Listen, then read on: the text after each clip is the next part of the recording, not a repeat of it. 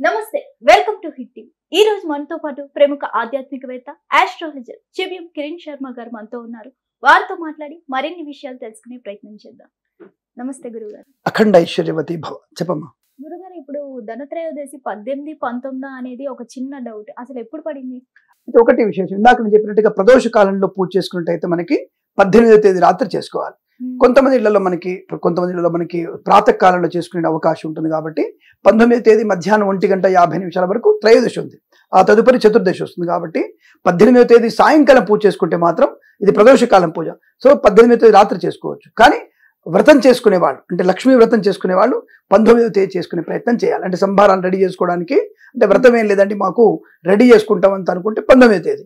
కానీ వ్రతం ఉంది మాకు ప్రదోష కాలంలో అంటే మాత్రం 18వ తేదీ రాత్రికే వచ్చింది. కాబట్టి ఇందాక మనం అనుకున్నాం ప్రదోష కాలంలో చేయాలని. ఆ ప్రదోష కాలంలో అనేది 18వ తేదీ రాత్రి ఉంది. కాబట్టి 18వ తేదీ రాత్రి చేసుకోవచ్చు మీరు. గురువు గారు, ధనత్రయోదశి రోజు ఆడవాళ్ళు పూజలు చేయడం ఒక రకం అయితే, అదే రోజు ఆడవాళ్ళు బంగారం ఎక్కువ కొనాలి అనుకుంటారు కదా, ఆ రోజు నిజంగా బంగారం కొనాలా? అంటే మీరు దీపావళి ముందు ధనత్రయోదశి అడుగుతున్నారా, లేదంటే మీరు మనకి అప్పుడు వచ్చేటువంటి ధనత్రయోదశి అడుగుతున్నారా? దీపావళి ముందు ధనత్రయోదశి రోజున పూజలు మాత్రమే చేసుకునే అవకాశం. మీరు అడిగేటువంటిది అక్షయ తృతీయ గురించి అడుగుతున్నారు. అక్షయ తృతీయ రోజున మనకి బంగారం కొంటే మంచి అని చెప్పేసి పుంకాలుగా వార్తలు వస్తుంటాయి. అక్షయ తృతీయ రోజున, అక్షయ తది అంటారు దాన్ని, అక్షయ తృతీయ రోజున మనం బంగారం కొనాల్సిన అవసరం లేదు. అది అబద్ధం. బంగారం కొంటే బంగారం బాగా అవుతుంది అంటే, నేను ఆ రోజు పాపం నేను నిజంగా నమ్ముతున్న ఒక 10 తులాల బంగారం కొన్నా అక్షయ తది రోజు. ఆ తర్వాత నాకు కిలో బంగారం అయితే అవ్వలేదు. నాకు అప్పుడెప్పుడో కొన్నా నేను. ఆ తర్వాత నాకు 10 తులాలకు ఆ 10 తులాలు అంతే ఉంది తప్ప, మా ఆవిడకి ఏదో మా అమ్మాయికి వడ్డాణం చేయమంటే కొన్నాను తప్ప ఆ అక్షయ తదిలో కొన్నా నేను. మళ్ళీ నాకు ఇంతవరకు 2 కిలోలు కాలేదు, ఒక 1/2 కిలో కూడా కాలేదు.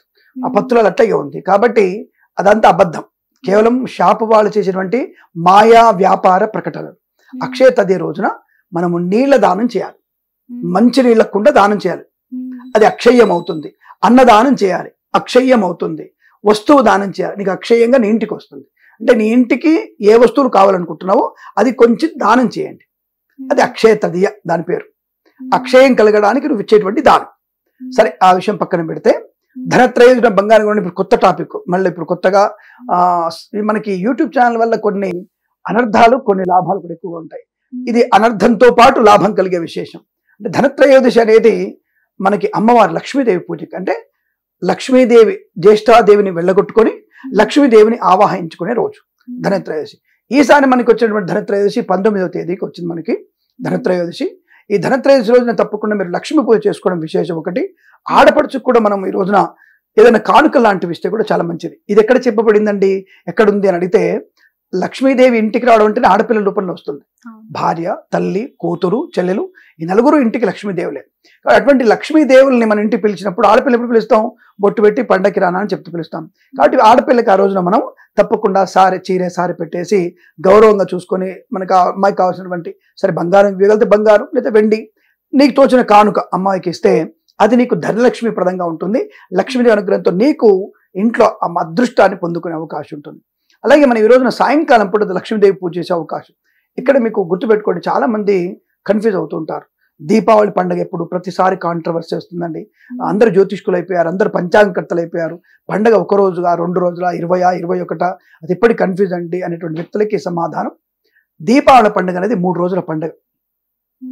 శరన్నవరాత్రి ఉత్సవాలు లాగానే దీపావళి పండుగ 3 రోజుల పండుగ, త్రిరాత్రోత్సవం. అది అంటే యూట్యూబ్ ఛానల్స్ లో 5 రోజులు అని అదే చెప్పాను కదా, ఎవరికి తోస్తే వాడు చెప్తూనే ఉంటాడు. అంటే ధనలక్ష్మి వ్రతాన్ని పట్టుకొని ఇక ధనత్రయోదశి, చతుర్దశి, అమావాస్య, పాడ్యమి, యమవిధి ఎవరికి వెళ్ళిపోయింది.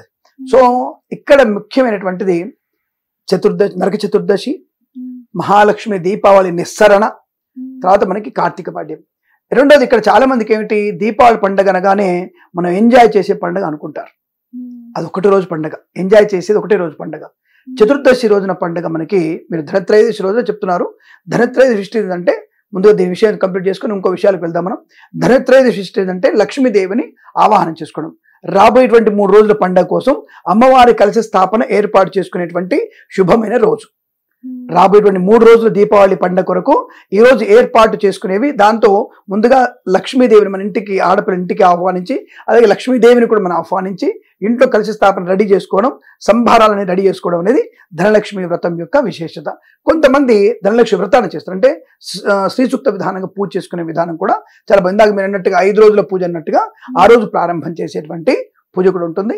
ఆ రోజు ధనలక్ష్మి వ్రతం చేసుకోవడం విశిష్టత. అది ప్రదోష కాలంలో చేయాలి. ఎప్పుడు చేయాలంటే సాయంకాల సమయంలో 5 గంటల నుంచి 6:30 మధ్యలో ప్రదోష కాలంలో చేసుకునేటువంటి ధనలక్ష్మి వ్రతం. అది చేయడం వల్ల మనకి విశేషమైనటువంటి పూజ యోగాలు బాగా ఉంటాయి. అంటే రాబోయేటువంటి లక్ష్మి స్థిర నివాసం కొరకు ఈరోజు పూజ చేసుకుంటే మంచిది. చాలా చక్కగా వివరించారు. శుభమస్తు. ధన్యవాదాలు.